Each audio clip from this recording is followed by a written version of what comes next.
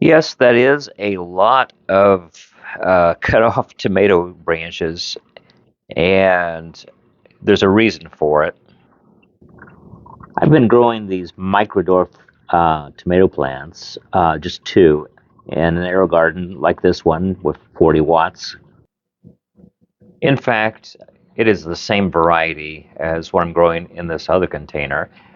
There's three plants in this container, which is about 6 gallons under 100 watts of LED light. And they're the same age, and I've been picking so far, probably about 7 or 8 totally ripe tomatoes off of these plants. There's more that are ripening right now. The two in the Aero Garden seem to be quite bushy in comparison and had really filled up the space and had not produced any tomatoes yet. Some of the lower branches were even starting to brown and die off. They were just clustered underneath the upper canopy and not getting enough light. So after getting several flowers, I decided to start pruning. I took off older leaves and branches and left the branches that were flowering. And that's what I've got right now. So hopefully I've not pruned them too harshly, but with all the flowers that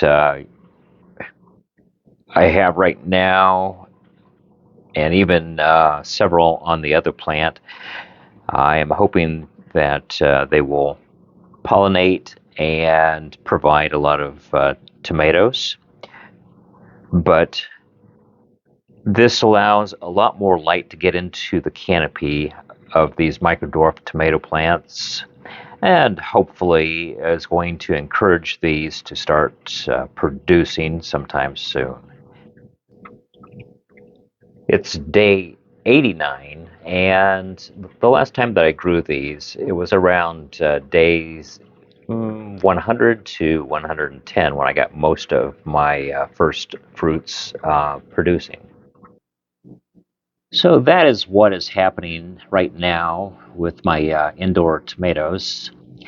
And hopefully, what I'll end up doing is pulling the plants that you see right here after they start to decline. I will then come over to the Aero Garden, hopefully, and take off a few cuttings and root those to replace the plants that I just showed you. If you're looking for the variety that I'm growing, go out to the Aerogarden website, and the seed pod kit is called Golden Harvest Tomato. The nutrients that I've been using are a liquid form, and they're complete. And so they have macro and micronutrients, as well as calcium. And this is what I've been using on all of my grows right now.